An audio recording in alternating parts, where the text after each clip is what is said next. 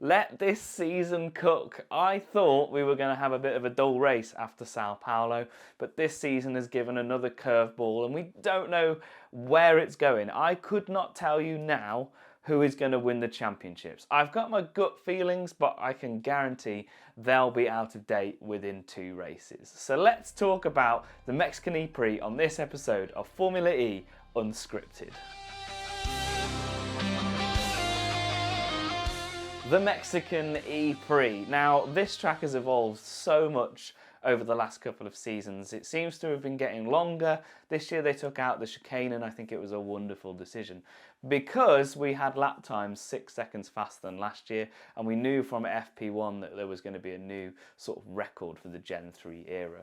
I actually really liked the layout this year. I thought it was pretty cool. I thought the race was really entertaining to watch. Obviously this is unscripted. I've made some notes and I'm going to talk about some of the goods, some of the bads and what I thought of yesterday's race. And I am recording this a day after because with it being Mexico, it's a late race and it's just impossible to try and turn a video around without destroying your sleeping schedule. God help us when we get to the early ones. Actually, no, that actually is better because I will be able to get them out on the day. But the later races, I always choose to do unscripted the day after. So welcome, of course, if you're new round here. Now, first thing to mention is I seem to curse Formula E drivers. In our prediction show, we have a category called Energized Drivers. Well, in Sao Paulo, I chose Pepe Marti, and it ended not very well for him. And this week, I chose Buemi, and I was absolutely buzzing that he got onto pole position. I actually didn't get to watch qualifying, so I asked Corey to send me the message of who won qualifying, and I thought he was joking when he said, oh, Buemi's banged it on pole. To then go back and see Barnard technically put it on pole, but obviously had that track limits violation, is crazy. And I know some of you said that Barnard is one to watch. Yeah, that completely validates it. To put it on pole in a Penske, what a sentence that is. So yeah, Taylor Barnard we'll talk about later on, but that was, yeah, what a qualifying session, what a treat we had to not have the most predictable results go into the dual section. Obviously, we also had a special livery run by Porsche. I asked you guys what you thought. It was, to me, a boring livery, right? But when you actually break it down on the original car, what a tribute it was. And it was actually a real shame that Hans Hermann, who was a very talented driver, had actually died on the same day of FP1. So to have that livery was amazing, just to celebrate that. And yeah, it looked pretty awesome when you know the routes, but as a Porsche livery, it wasn't really doing the Porsche vibes for me. But I guess because I really like that royal purple, it's hard to beat that. But it was nice to see. Some of the other teams seem to have some alterations with their liveries, but they do that across the season. But let's get back to Buemi, because Buemi slapped it on pole, and that's just a win for the Formula E community. To have 2 mid-teams at the front of a race was always going to tell us that this race was going to be pretty awesome. But obviously, him and Barnard, I think, overcooked the start. They were challenging each other too much. Buemi then outbraked himself and then ended up on the F1 circuit and basically had to turn around, and as they said, was like turning a barge around. So yeah, it's a shame for Buemi. It's a blunder. He's quite an experienced driver. Did the pressure get to him to try and keep that first position?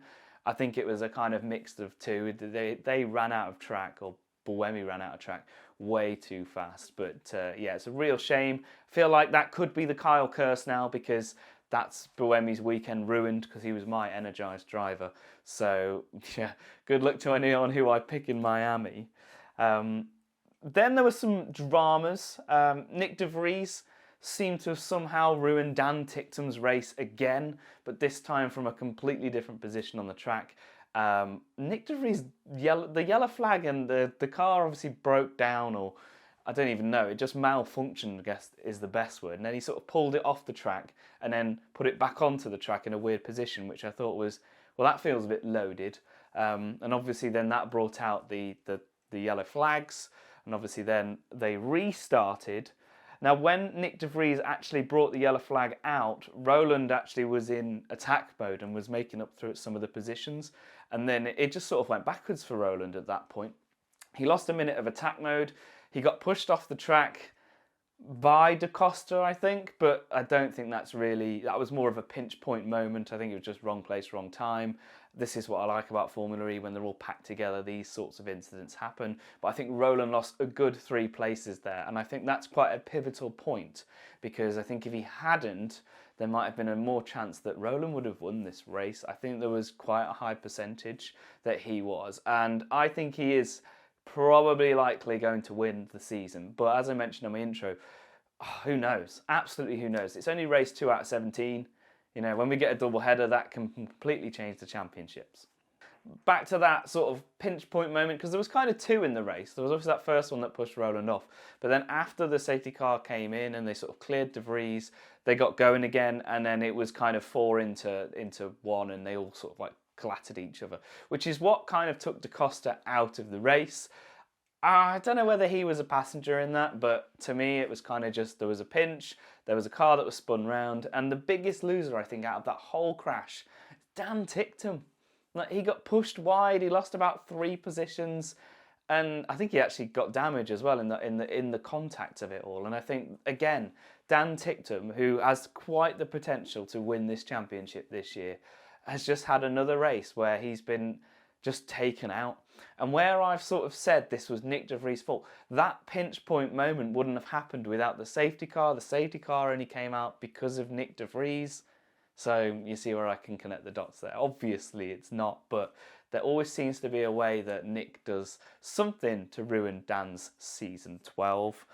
Now, before I get to the go point, I just want to say a massive thank you for all the support that you guys have given us. We have got our own goal, our own race to beat the Formula E season to 1,000 subscribers. At the moment, we have 380, which is a massive achievement, and I'm not just knocking that because I really shouldn't be here, but with the support and the content that we've made, we have got pretty far ahead. Here's the race, live action now. This is exactly where we are, and we are winning by about 2 to 3 races.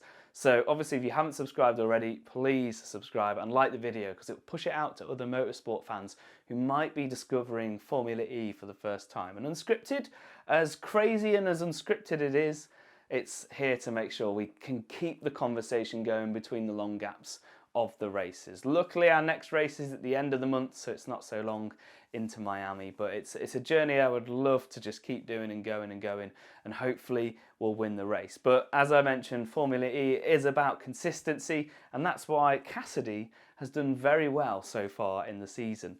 And yeah, so that's kind of it. I just wanted to say thank you to all of you. Our last race winner, feels like a big jump to go back to Unscripted, but our last race winner, Dennis, I think did pretty well this race. Obviously, I think he could have had the opportunity to get onto the podium, maybe 2nd place, but I think there was a moment where he was in attack mode and he had to get past Mortara, and Mortara just slammed the door shut. I think it was a clean defence, but there was almost a losing front wing moment, I think, for Dennis. He's a very talented driver, and I think he's definitely going to be in the top 5 by the end of the season. I hope he has the opportunity to win the championship. I think he's in a good position, and he's in a good car. But I think if he'd have got past Mortara, that would have been a completely different result for this race. Even though at the end I think he was in the 5 that were battling for kind of first position, I think that there is still an element to your position, because Cassidy, which I'll come on to now, won the race by just getting himself in the right place at the right time. And even though there was some others with attack mode on the final bits, he just had to defend for his life, and he did. And I'm starting to question whether I doubted Citroën because of having Maserati last year and kind of seeing them as just a reliveried, restickered car with new drivers. I don't know, but Cassidy has done some magic with this car, and I'm really impressed with actually how they're doing so well in the season. So there was 5 fighting at the end: Cassidy, Mortara, Roland, Dennis and Barnard. Yes, Barnard. And this is what I mean. I love it when there are 5 different constructors fighting for first position. It's very much like Shanghai last year, where we didn't know who was going to come out on top. And it was really close at the end, but I think consistent Cassidy, which is what me and Corey know him as on our prediction show, is definitely starting to show that maybe he was better than the Jag last year. And it's actually that he is a very talented driver. And I really hope, and I've put him down as winning at this point, is obviously Cassidy. I mean, statistically, that's That's kind of where it's at. Most podiums, best positions. But he did start 13th, and that's why we gave him our driver of the day, because to convert that, I mean, in Formula E, you can start at the back and you can win. That's been proven multiple times. But 13th, played it well. Obviously, Pascal, I think, had a good strategy as well, because he started at the back as well, took an early attack mode. But I think for Cassidy, he just got, everything went well for him. He capitalised on the best bits. So, yeah. And then finally, really, fantastic race. But Barnard is like student of the week, isn't he? He's done superb. Obviously, he did a kind of a Pascal, didn't he? He put it on pole and then had to be not on pole because of naughty behaviours. Again, it is just the sport, the regulations. But Barnard, yeah, it did an amazing job. I think he fought Buemi well. He forced his hand, made him go off the track. You know, without watching it frame by frame, I do think that Barnard did play a bit of a masterclass there, put the pressure on, kept himself in the position. And then to be in the fighting podium at the end to see who could actually get on top, to just be there is good. And I think, yeah, a lot of you told me that Barnard is one to watch, and I just thought, I don't know. I didn't believe it, but now I kind of do. So, but I'll hold my hands up when I'm wrong. I'll say, yeah, actually, you guys were right. So he's definitely one I'm going to keep my eye on for Miami. So, but if we want him to do well, I'll put him as my energised driver, because we know how that ends. So I guess just to finish, really, because you've all watched the race. I've watched it twice and I've watched the highlights, and I've tried to write down the best bits and the bits that we should take away. And I've got the winners and losers of the weekend. The winners, Nick Cassidy, again on the podium, this time winning it. That's amazing. And he's top of the championship. That's crazy. We've got Oliver Rowland. He is, you know, he scares me how good he is, because if you give him a good start to the season, we know how he finishes it. So yeah, Oliver Rowland, he's still on that. You know, if he has a good race next week, I think we're going to struggle to not say that he's going to be a back-to-back champion. Citroën, again, showing that they are here. They are here, and they've said what they were doing in all the press conferences before the season started, that we're going to be a bit of a beast and we're going to be a bit of a problem. And as someone who's a Jag fan, who used to like Porsche, sort of laugh at that, don't you? Like, oh yeah, you know, but actually, yeah, Citroën are here. And obviously the last winner I would say is Barnard, really showing that last year was a rookie season, which he did absolutely fantastic in anyway, but he's here.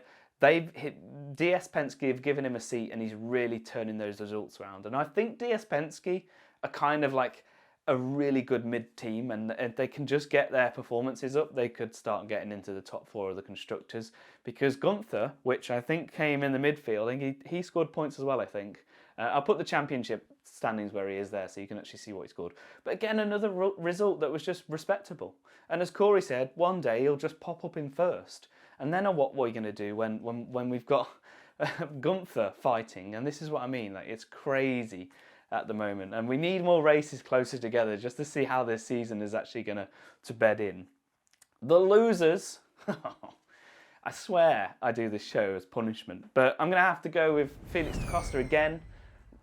Just involved in things that he shouldn't be involved in. He's a world-class driver, he's a world champion, and he's just getting in the wrong places at the wrong time. I think he had a great race, could do better, of course, to get into the duels, but again, I think he gets involved in too much, and it's just lost Jaguar again points, which also means that Jaguar are also a loser of this championship. They haven't scored again. I think they're actually the only team that haven't scored. Here's the standings.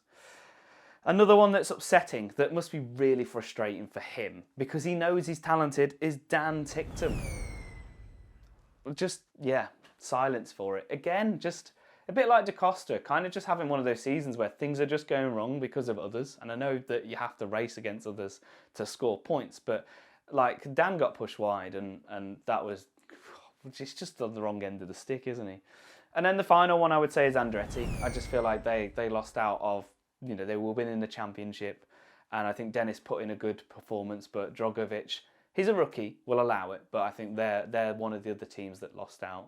I'm not going to say Lowly Yamaha, because I think they kind of did okay, but they didn't score any points. But they're not losers. They'll come back when they're ready. So, yeah. But the winners, I'm going to go again. Winners at this point. Nick Cassidy is my definite obvious for the championship. This is going to change all the way through. And constructors,